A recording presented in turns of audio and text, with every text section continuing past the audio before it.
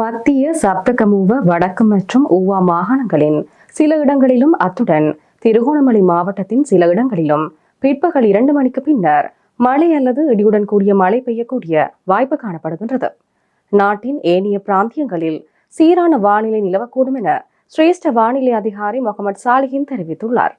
பலத்த காற்றும் மின்னல் தாக்கங்களும் ஏற்படக்கூடிய சந்தர்ப்பங்களில் பொதுமக்கள் அவதானத்துடன் செயற்படுமாறு கேட்டுக் கொள்ளப்படுகின்றனர்.